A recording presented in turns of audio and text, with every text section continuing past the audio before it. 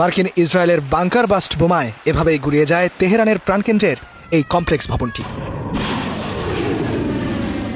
গেল শনিবার ইরানের স্থানীয় সময় সকাল 9:30 তেহরানের বিভিন্ন এলাকা থেকে এসেছেন 7 জন শীর্ষ কর্মকর্তা, খামেনি ও তার পরিবারের ঘনিষ্ঠ 12 জন সদস্য এবং 40 জন সামরিক বেসামরিক কর্মকর্তা। তারা বৈঠকে বসেন তেহরানের কেন্দ্রে থাকা সেই দুর্ভেদ্য ভবনে।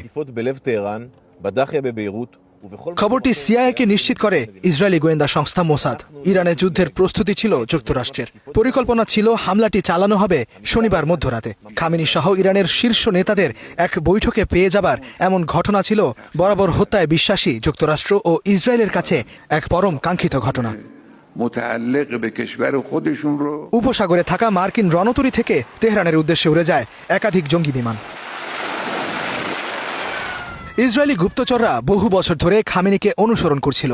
তার দৈনিক রুটিন, পরিবারের সদস্য, সহযোগী, মিত্র, নিরাপত্তা ব্যবস্থা, এমনকি তার ব্যবহৃত ফোনের তথ্যটিও তাদের জানা ছিল।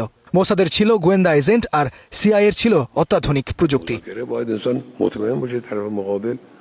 এই প্রযুক্তির গুণেই খামেনি নিহত হবার তথ্যটাও সবার আগে নিশ্চিত করে ট্রাম্প ও নেতানিয়াহু। কারণ খামেনির মৃতদেহের ছবিটাও সবার আগেই হাতে পান মার্কিন ইসরায়েলের দুই যুদ্ধবাজ নেতা।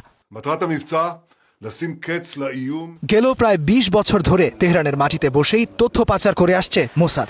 এটি মোটেই অসম্ভব কিছু নয় যে খামেনি সরকারের কেন্দ্রে থাকা কোনো কর্মকর্তাও হতে পারেন মোসাদ এজেন্ট। তাই তেহরানে বসেই দূরনিয়ন্ত্রিত মেশিন গান দিয়ে চলন্ত গাড়িতে গুলি চালিয়ে ইরানের পরমাণু বিজ্ঞানীকে হত্যা করতে পারে মোসাদ। পারমাণবিক কর্মসূচির কম্পিউটারে প্রবেশ করায় ম্যালওয়্যার, চুরি করে নথিপত্র। 2024 সালে হামাস নেতা ইসমাইল হানিয়াকে তেহরানের বুকেই তারা বোমা দিয়ে হত্যা করে।